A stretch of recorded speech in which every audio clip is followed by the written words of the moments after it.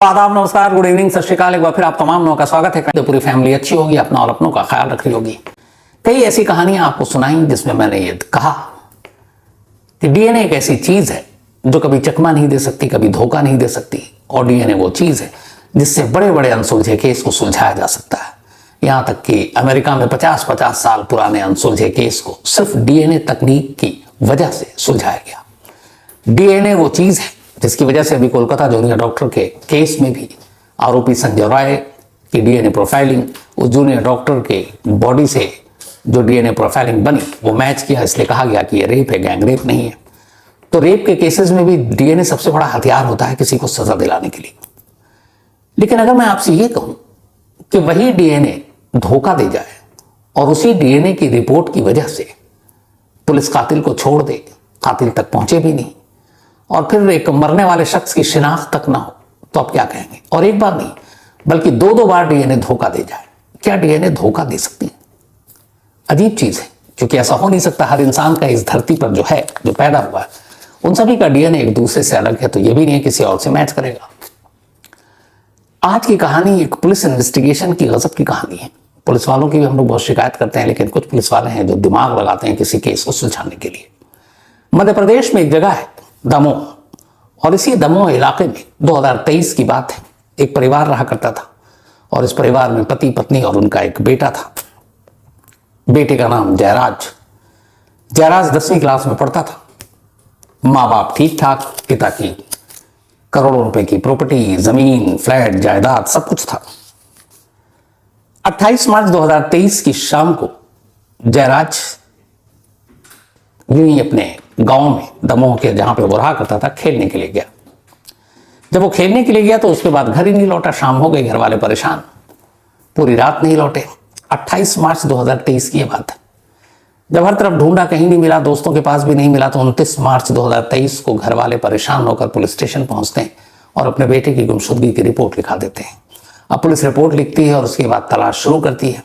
जब 2-3 दिन तक नहीं मिलता तो घर वाले अंदेशा जताते हैं कि उसका किडनैप हुआ है, लेकिन रैंसम के लिए कोई कॉल नहीं आ रहा है। पुलिस किडनैपिंग का मामला दर्ज कर तफ्तीश शुरू करती है। दिन बीतते जाते हैं, लेकिन जयराज का कोई सुराग नहीं मिलता। माँ बाप इस दौरान में अपनी तरफ से कोशिश करते हैं। 5 लाख रुपए के इनाम का ऐलान करते हैं कि जो भी उनके बेटे का सुराग या पता देगा उसे 5 लाख रुपए हम नकद इनाम देंगे, बट उसका भी कोई फायदा नहीं हुआ। 28 मार्च के बाद पूरा अप्रैल बीत गया, जयराज का कोई सुराग नहीं मिला। मई आ गया, जयराज का कोई सुराग नहीं मिला। और तभी 14 मई की तारीख आती है। मतलब अब लगभग 28 मार्च को गायब हुआ था, अप्रैल, मई, 1.5 महीने से ज्यादा का वक्त हो गया। उसी दमोह के उसी एक खेत में कुछ लोग जब गुजरते हैं तो उन्हें एक कंकाल दिखाई देता है। पुलिस को खबर दी जाती है, पुलिस मौके पर पहुंचती है। अब कंकाल इधर मिलता है, उधर जयराज अभी तक गायब है। पुलिस का दिमाग चलता है कि कहीं ऐसा तो नहीं कि कंकाल उसी का है। कंकाल के पास कुछ कपड़े और बेल्ट भी मिलते हैं उसी कंकाल से लिपटे हुए। पुलिस फौरन जयराज के माता पिता को फोन करती है और मौके पर बुलाती है। माता पिता आते हैं, कंकाल देखते हैं, और कंकाल के साथ जैसे ही वो पैंट और शर्ट के वो फटे हुए लिपटे हुए कपड़ों को देखते हैं और उस बेल्ट को देखते हैं, दोनों रो पड़ते हैं। कहते हैं कि ये मेरा बेटा जयराज ही है। अब पुलिस को लगता है कि जो जयराज अब तक गुम था, जिसकी किडनैपिंग का मामला था, वो मर चुका है। तो पुलिस अब कंकाल को उठाती है, अपने कस्टडी में लेती है। घर वाले कहते हैं अब इस कंकाल को सौंप दो ताकि हम अपने इकलौते बेटे का अंतिम संस्कार कर सकें। लेकिन पुलिस की मजबूरी थी। सिर्फ माँ बाप की शिनाख्त करने की वजह से और वो बेल्ट और कपड़े मिलने की वजह से पुलिस ये नहीं मान सकती थी कि ये कंकाल उन्हीं के बेटे जयराज का है। कानूनी तौर पर उसकी पहचान जरूरी थी, और वो कानूनी पहचान तभी होती जब जयराज के उस कंकाल का मिलान उसके माँ बाप के डीएनए सैंपल से होता। तो माँ बाप के ब्लड सैंपल लिए गए और उसके बाद सागर के ही फॉरेंसिक साइंस लैब में उस कंकाल और उनके माँ बाप जयराज के, उन दोनों की डीएनए प्रोफाइलिंग के लिए भेज दिए गए। तब तक पुलिस ने कहा जब तक साबित ना हो जाए हम आपको कंकाल सौंप नहीं सकते।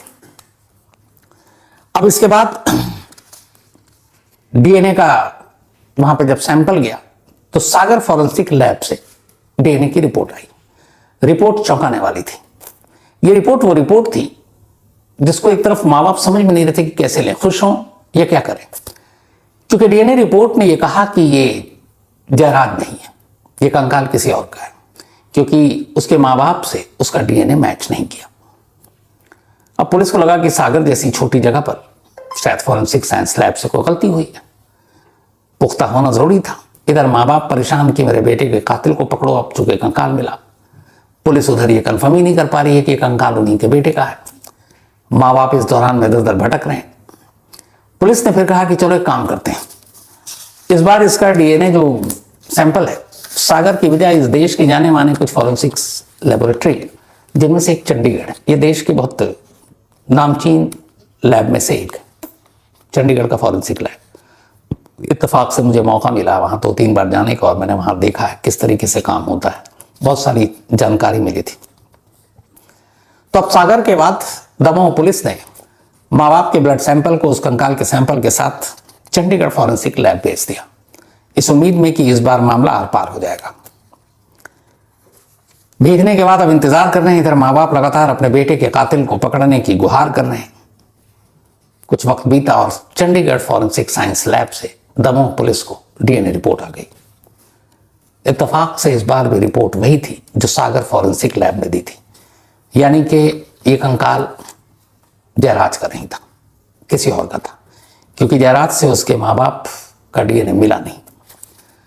अब पुलिस परेशान कि क्या करें। इधर माँ बाप भी थकार कर कह रहे हैं कि एक काम कीजिए, हमारे बच्चे का बेल्ट और कपड़े हमें मालूम है, मैंने ही उसे दिलाए थे, बाप कहता है, और वो उधर आपके कस्टडी में पड़ा हुआ है, हमारा इकलौता बेटा है, कम से कम हमें आप उसका कंकाल दे दीजिए, आपके पास सैंपल तो अभी है, हम उसका अंतिम संस्कार कर सकें, ताकि हमें भी सुकून मिले, हमारे बेटे की आत्मा को भी सुकून मिले। अब पुलिस लगातार मना कर रही है कि मैं कंकाल कैसे दूं, क्योंकि अभी तक क्लियर नहीं हो रहा, और अगर ये जयराज नहीं है तो किसका, ये तो पता करना है। और 2-2 बार डीएनए सैंपल हो चुका है, मतलब टेस्ट। अब फैमिली इधर लगातार दबाव डाल रही थी, पुलिस किसी नतीजे पर नहीं पहुंची, क्या करें। इसी दौरान में इस दमोह के जो थाना था और वहां के जो एएसपी थे, उनमें से किसी एक का ट्रांसफर हो जाता। अब दूसरे पुलिस अफसर पहुंचते हैं। वहां आने के बाद इस केस पर उनकी नजर पड़ती है, पूरी केस को स्टडी करते हैं। स्टडी करने के बाद वो देखते हैं कि माँ बाप अपनी जगह बिल्कुल सही है। अगर बेल्ट किसी और का होता तो वो उस कंकाल से यूं चिपका और अंदर घुसा हुआ नहीं होता, क्योंकि 1.5 महीना पुराना कंकाल था। कपड़े के भी जो टुकड़े थे वो ऐसा नहीं था कि किसी ने लाकर बाद में डाला हो। अब ये लेकिन पता नहीं कि मौत के वक्त, यानी कि अगर कत्ल है तो मारने के बाद ये कपड़े पहनाए गए और बेल्ट पहनाए गए, तब तो उसी सिचुएशन में कंकाल मिलेगा। लेकिन अगर ऐसा नहीं है तो फिर माँ बाप अपनी जगह गलत नहीं है। और दूसरा, इस डीएनए के जरिए जो शुरुआती एज का पता चला, वो भी ये पता चला कि मरने वाले की उम्र करीब 15 से 18-19 साल के दरमियान है। जयराज की भी उम्र यही थी, तो ये सारी चीजें मिल रही थी। तो उन्होंने पूरी केस को स्टडी करने के बाद कहा कि आखिर ये डीएनए मिल क्यों नहीं रहा। उन्होंने कहा फिर से जरा कुछ पूछताछ करते हैं। अभी तक ये बात किसी के दिमाग में नहीं है, क्योंकि डीएनए या तो मैच नहीं करता है या करता है, पेरेंट्स का या उसका पता चल जाएगा उसका है कि नहीं। अब जब उनके दिमाग में ये बात आई तो उन्होंने पेरेंट्स से दोबारा पूछताछ की, और उन्होंने पूछताछ की कि ये बताइए कि इसका डीएनए सैंपल मिल नहीं रहा, वो भी 2 जगह से, सागर फॉरेंसिक लैब से नहीं मिला, चंडीगढ़ से नहीं मिला, और आपका दावा है कि आपका बेटा है, तो फिर ऐसी क्या वजह है। उन्होंने कहा अच्छा ये बताइए कि चलिए कब पैदा हुआ, कहाँ पैदा हुआ। दिमाग में तमाम तरह की चीजें चल रही, कहीं ऐसा तो नहीं अस्पताल में बच्चा पैदा हुआ और बच्चा बदल गया। कई बार ऐसा केस हुआ है हमारे देश के अस्पतालों में। तो उनका पुलिसिया दिमाग चल रहा है कि कुछ गड़बड़ है, क्योंकि उन्हें यह भी यकीन है कि माँ बाप सच बोल रहे हैं, और यह भी यकीन है कि कंकाल जयराज का है, लेकिन डीएनए मैच नहीं कर रहा, वजह क्या है। तो जब उन्होंने पूछा तो किसी पुलिस वाले ने इससे पहले यह सवाल ही नहीं पूछा, उनको लगा ये जरूरत ही नहीं है। तब उन्होंने जब पूछा कि ये कब पैदा हुआ, कहां पैदा हुआ, कैसे पैदा हुआ, तब माँ बाप ने एक ऐसी जानकारी दी जो अब तक उन्होंने दी ही नहीं थी। उन्होंने कहा कि दरअसल हमारी शादी को काफी वक्त हो गया, हमें कोई औलाद नहीं थी, हमने इधर उधर बहुत मन्नतें मांगी, कोई फायदा नहीं हुआ। फिर हमें किसी ने बताया कि आजकल एक नई टेक्नोलॉजी आई भी है साइंस में, IVF, यानी कि टेस्ट ट्यूब बेबी। किसी और का स्पर्म लेकर या माँ बाप में से किसी का स्पर्म लेकर, और वो फिर एक आप माँ बाप बन सकते हैं IVF टेक्नोलॉजी के जरिए, यानी कि टेस्ट ट्यूब बेबी पैदा करके। तो उन्होंने कहा फिर क्या होगा? उन्होंने कहा हम इंदौर में एक आईवीएफ सेंटर में गए और उन्होंने हमारा सारा चेकअप किया और उसके बाद 2009 में टेस्ट ट्यूब टेक्निक से हमें एक बेटा हुआ, वही जयराज। यानी जयराज को उसकी मां ने अपने कोख से जन्म नहीं दिया था, ये आईवीएफ टेक्नोलॉजी के जरिए टेस्ट ट्यूब बेबी था जो पैदा हुआ। अब जब ये बात सामने आई तो उन पुलिस अफसर का दिमाग घूमा कि इस वजह से जो है ये डीएनए नहीं मैच कर रहा है, लेकिन टेस्ट ट्यूब बेबी का भी तो कुछ डीएनए होगा, जाहिर सी बात, वो आसमान से तो उतरा नहीं है। तो फिर उन्होंने अपने लेवल पर उसका एड्रेस लिया, उस इंदौर के आईवीएफ सेंटर का, और वहां पहुंचते हैं और कहते हैं कि ये पूरी डिटेल दिया और कहा कि जो 2009 में आपके आईवीएफ सेंटर में एक बच्चा जन्म हुआ था, क्या उसके स्पर्म डोनर का नाम आप हमें बता सकते हैं? अब देश में आईवीएफ जितने सेंटर उनके बड़े सख्त कुछ नियम है, वो ये कि वो कभी डोनर का नाम डिस्क्लोज नहीं करेंगे, चाहे कुछ हो जाए। बहुत सारी उससे चीजें आ जाती हैं, कल को बच्चे को पता चले कि यहां से तो जन्म हुआ है, असली तो मैं उसका खून हूं, तो मुश्किलें आ जाती हैं। तो ये किसी हद तक सही भी है। तो आईवीएफ सेंटर ने साफ हाथ जोड़ते हुए मना कर दिया कि हम कानूनी और नियम से बंधे हुए हैं, इसलिए हम उस डोनर का आपको नाम नहीं बता सकते। लेकिन अब ये कंफर्म हो गया कि ये जयराज आईवीएफ सेंटर के थ्रू एक टेस्ट ट्यूब बेबी है और यही वजह है कि माँ बाप से उसका डीएनए मैच नहीं कर रहा है। अब उस पुलिस अफसर ने दिमाग दौड़ाया कि क्या आईवीएफ सेंटर के थ्रू टेस्ट ट्यूब बेबी का डीएनए अगर मान लीजिए वो पैदा हुआ और इतने सालों से है, तो भी क्या पता किया जा सकता है कि वाकई ये उन्हीं का, मतलब उन्हीं के घर में था, वहीं रह रहा था साथ? क्योंकि जैसा मैंने शुरू में कहा कि डीएनए किसी ना किसी का तो होगा, लेकिन सेंटर ने देने से मना कर दिया, तो आप सैंपल नहीं है, आप बता नहीं सकते कि किसका बेटा है। माँ बाप को भी डोनर का पता नहीं है। लेकिन अब ये पता करना है कि ये लड़का इस घर में जिनको, मतलब जिनका बेटा है जयराज, वहां अगर ये बचपन से रह रहा है 2009 से, तो इसका मतलब है कि कुछ ऐसी तो चीजें होंगी जिससे हम साइंस एंड टेक्नोलॉजी के थ्रू ये साबित कर सकते हैं कि हाँ, ये वही जयराज है जो इस घर में 14-15 साल तक रहा है। अब उस पुलिस वाले ने पढ़ना शुरू किया कि क्या ये एक एएसपी साहब थे, और वाकई सलाम है इन पुलिस अफसर को। संदीप मिश्रा ये दमोह के उस वक्त के एएसपी थे, जिन्होंने दिमाग लगाया और पूरी स्टडी की। और फिर जब उन्होंने सारी चीजें पढ़ी तो उन्हें लगा कि आईवीएफ तकनीक के थ्रू किसी का डीएनए कैसे पता किया जा सकता है। अब उन्होंने बड़ी रिसर्च किया, पढ़ाई लिखाई शुरू की। जब पढ़ाई लिखाई शुरू की तो अचानक उनकी नजर एक किताब पर पड़ी, और एक अमेरिकी फॉरेंसिक एक्सपर्ट, उसने पूरे केस स्टडी के तौर पर इस बुक को लिखा था। इस बुक का नाम है DNA test in criminal investigation trial and paternity disputes, justice through science.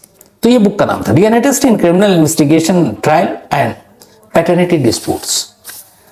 अब इस बुक को जब उन्होंने पढ़ा तो बुक को पढ़ते हुए उन्हें पता चल गया कि जयराज का डीएनए उसके माँ बाप से मिलाने का एक तरीका है। इसके बाद उन्होंने एक लेटर लिखा, और लेटर लिखने के बाद उस कंसर्न पुलिस स्टेशन में जहां ये केस था, कहा कि तुम ये चीजें करो तो ये क्लियर हो जाएगा। लेकिन उस लोकल पुलिस स्टेशन ने इतना कुछ किया नहीं, और तब तक ये एएसपी साहब कहीं और चले गए। उधर अब भी कंकाल थाने में कुछ नतीजा नहीं निकल रहा है।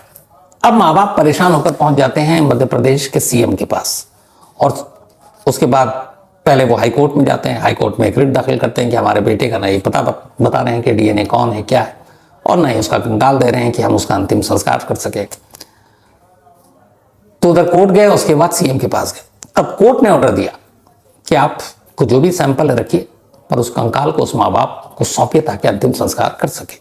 हाईकोर्ट जाने के बाद पहली बार अब हाईकोर्ट ने ऑर्डर दिया कि ये जो भी आपकी इन्वेस्टिगेशन, ये एक तरफ एक माँ बाप हैं, उनकी भावनाएं एक तरफ, इसलिए आप उस कंकाल को इन्हें सौंप दें। आखिरकार कंकाल मिलने के बाद और जयराज के गुम होने के 13 महीने और बाद 12 मई 2024 को, यानी इसी साल, कोर्ट के आदेश पर पुलिस ने वो कंकाल माँ बाप को सौंपा, और माँ बाप ने 12 मई 2024 को उसका अंतिम संस्कार किया। यानी कि कुल 13 महीने तक वो कंकाल कहीं पड़ा हुआ था पुलिस के कब्जे। अब अंतिम संस्कार करने के बाद इधर माँ बाप मध्य प्रदेश के चीफ मिनिस्टर से मिल चुके थे। नए जो चीफ मिनिस्टर मोहन यादव, उन्होंने सारी बात बताई। अब सीएम ऑफिस से पुलिस को इंस्ट्रक्शन जाता है थ्रू डीजीपी कि ये क्या तमाशा है, एक ये केस है, इसको आप लोग ढंग से सॉल्व कीजिए, पता कीजिए। अब उधर एएसपी ने बताया था कि क्या टेक्निक है जिससे पता चल सकता है। अब सीएम हाउस से फरमान आया तो पुलिस वालों के फिर होश उड़े। उन्होंने कहा चलो अब इस केस की फिर से जांच करते हैं। अब उसके बाद जब एएसपी ने ये बात उनको कही थी कि इसकी कैसे जांच हो सकती है, उस तरीके को अपनाया उन्होंने। एएसपी संदीप मिश्रा जो उस वक्त हुआ करते थे, तो तरीका ये था, उन्होंने कहा कि जयराज के घर से जाओ और उसके बचपन से जितनी भी उसकी निशानियां उसको कलेक्ट करो, जिसमें स्कूल जब गया तो उसके आईडी कार्ड भी होते हैं, उसकी किताब है, उसके बस्ता है, बचपन में बच्चों को खिलौने दिए जाते हैं, वो खिलौने भी उठाओ। तो ये सारी चीजें कलेक्ट करवाई। कलेक्ट करवाने के बाद जो सारी चीजें मिली, उसमें उसके खिलौने, बस्ते, आईडी कार्ड और सीटी भी मिली। तो ये भी सारी चीजें मिल गई तो फिर इसको भेजा गया फॉरेंसिक लैब चंडीगढ़ और कहा गया कि इन सारी चीजों में कुछ ना कुछ तो निशानियां होंगी, जैसे पसीने होंगे, लार होगी, मतलब सलाइवा, बाल, नाखून का कुछ हिस्सा होगा बैग में या कहीं फंसा हुआ, तो उसको निकालिए और उसका डीएनए निकालिए। और जो कंकाल का डीएनए आपको दिया है, जो पेरेंट्स से मैच नहीं कर रहा है, उस कंकाल के सैंपल के डीएनए से इस बच्चे के बैग, बस्ता, नाखून, बाल, सीटी, सलाइवा, जो भी उन चीज़ों में कहीं ना कहीं एक सबूत के तौर पर रखा हुआ है, उन दोनों का आप मिलान कीजिए। फॉरेंसिक लैब में सारी चीज़ें गई, इनमें से सैंपल मिले, कुछ नाखून मिले, कुछ बाल के टुकड़े मिले, कुछ पसीने की जो बूंदें उसमें चिपकी हुई थी, वो सारे बहुत बाद में भी काम आती। लार्वा मिला। अब उन सबको उस कंकाल के सैंपल के साथ मैच किया गया, तो ये सारी चीज़ें जो थी और इसमें सैंपल थे, वो उस कंकाल के सैंपल से मैच कर गए। तो इससे ये हो गया कि ये जयराज ही था। क्यों? क्योंकि ये सारी चीज़ें जयराज की थी, और सारी चीज़ें जयराज की थी, इसीलिए उसकी सारी चीज़ें, सारी निशानियाँ उसमें थी, और वो निशानियाँ उस कंकाल से मैच कर गई। तो अब कोई मतलब गुंजाइश नहीं बची कि ये किसकी है। तो अब जैसे ही ये मैच कर गया, जो दो डीएनए नाकाम रहे, क्योंकि वो टेस्ट ट्यूब बेबी था, तो माँ बाप से तो डीएनए मैच नहीं कर सकता था। लेकिन इन सामान ने सारे ये बता दिया कि ये जयराज ही था, क्योंकि उसके शरीर के सारे सबूत उन बैग में, खिलौनों में, सीटियों में, जूतों में, मोजों में मिल चुके थे। तो अब सवाल ये था कि ये जयराज है, पर असली सवाल अब भी बाकी था कि फिर जयराज का कातिल कौन था। अब पुलिस ने उस लाइन पर अपनी जांच शुरू की, क्योंकि अब क्लियर हो गया कि जयराज ही है। तो तफ्तीश शुरू हुई। तो तफ्तीश के दौरान पुलिस को पता चला कि आखिरी बार जयराज अपने एक कजन चाचा के बेटे के साथ देखा गया था।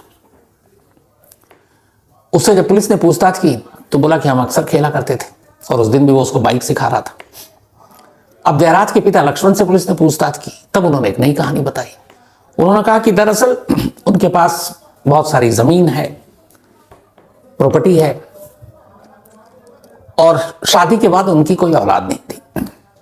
तो उनका एक सौतेला भाई है, और उसी सौतेला भाई जिसका नाम दशरथ है, उसका एक बेटा है मानवेंद्र, जो उसका कजन है। तो सौतेले भाई से उनकी प्रॉपर्टी को लेकर कई बार झगड़ा हुआ कि तुम तो मियाँ बीवी हो, तुम्हारा कोई वारिस नहीं है, तो हमारे बेटे को दे दो, मानवेंद्र को। मतलब सौतेला भाई कह रहा है कि अपने भतीजे को दो। उन्होंने कहा ठीक है। इन दोनों को भी लगा था कि हमारी जिंदगी में तो कोई है ही नहीं वारिस, तो बाद में सब उसी को दे देंगे। लेकिन इधर इत्तेफाक से माँ बाप बनने की उनकी ललक और ख्वाहिश थी, जो उनको इंदौर ले गए आईवीएफ सेंटर में, और कुछ कोशिशों के बाद कामयाबी मिली और 2009 में जयराज पैदा हो गया। जब जयराज पैदा हुआ तो सौतेले भाई और भतीजे को अब एहसास हो गया कि इनका वारिस आ गया है। लेकिन क्या करें? फिर उन्हें किसी ने बताया आईवीएफ टेस्ट ट्यूब बेबी है, देखते हैं कितना सक्सेसफुल होता है। अब धीरे धीरे वो इंतजार करने लगे।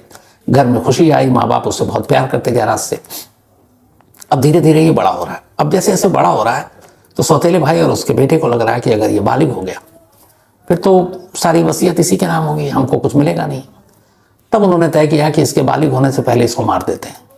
और आखिरकार 28 मार्च को घुमाने के बहाने वो अपने साथ ले गया और ले जाकर उसका गला घोंटता है और वहीं खेत में दफना देता है।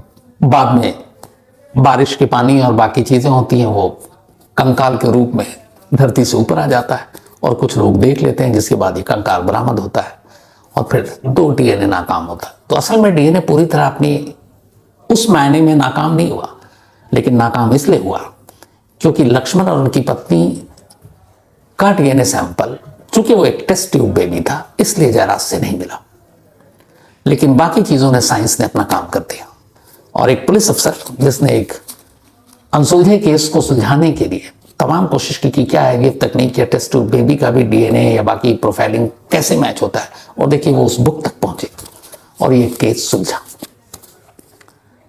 तो कहते हैं कि अगर पुलिस वाले अपने ऊपर आ जाएं और सच्चे दिल से किसी केस की तफ्तीश करें ईमानदारी से, मुजरिम का बचना नामुमकिन है। लेकिन अफसोस, ऐसे केसेस, ऐसी कहानियां बहुत कम सामने आती हैं और होती भी कम है। बाकी सब केसेस का क्या होता है ये हम और आप बेहतर जानते हैं।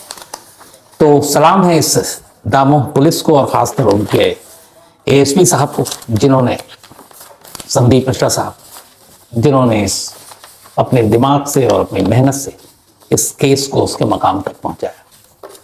तो कहानी में आज इतना ही।